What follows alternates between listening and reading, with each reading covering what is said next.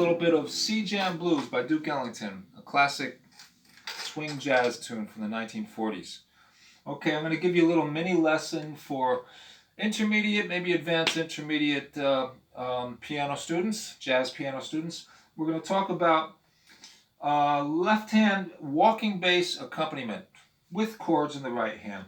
But we're going to assume that somebody else is going to be playing the melody. This melody, by the way, is very simple. 1, 2, 3, 4.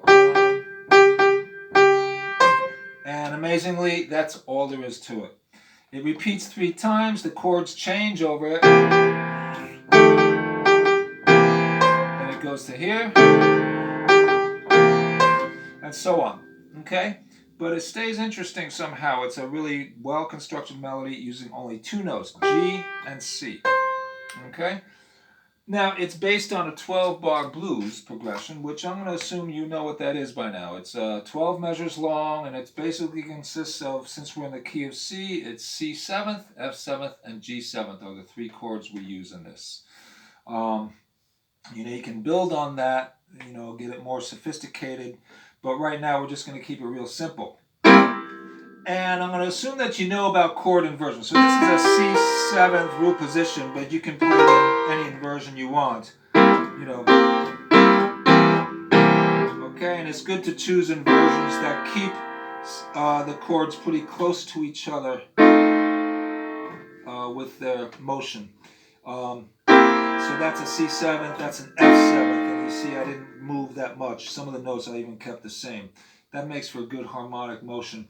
The left hand, we're going to get this walking bass feeling, which is basically what jazz swing bass players play all the time, on the upright bass. Boom, boom, boom, boom, boom, boom, boom, boom. That kind of thing. And they're walking along. We say walking because they're using mostly quarter notes, which just, keep going like that. So it is just kind of like walking steadily. And plus, they're walking predominantly in steps. That's opposed to skips. Skips would be like this. Now, they can do some of that too, but mostly they're really moving more in steps, which is more like this. So what I mean by steps is everything's going down the scale or up the scale. And the scale we're using, so in other words, every note is right next to each other. That's a C major scale going up, going down. So bass players are usually going up or down a scale.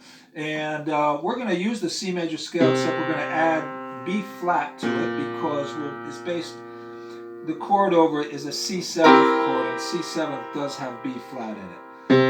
So we're going to repeat that 4 times because we have 4 measures of C7th in 4/4 time, which means there's 4 beats to a measure, and we do that 4 times. 1, 2, 3, 4. And in the right hand right now, I'm not going to play the melody. I'm just going to play chords, and I'm going to kind of just put them in rhythmically where I feel they fit well. 1, 2, 3.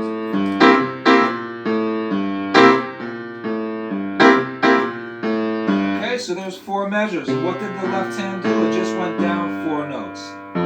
Why didn't I go any further? Basically just to keep it simple and easy for you. Went down 4 notes because there's 4 beats in the measure, and we're staying on C, so you can just go after you get down 4 notes, just go right back up. So we're going down from C to B flat to A to G, and then start them all over again. After 4 measures of that, 4, 2, 3, 4, you want to go to F, because that's where the chord changes to F7. F is right there, it's right next to G. And you can do the same thing, and F7 has an E flat in it, so again you're going to have to use an E flat there. So then we go here. Then you can jump up the octave and get back to C up here. Then we're on G here, so and we're back to C there. So there's the whole 12-bar blues. I'll put it all together with just chords, okay?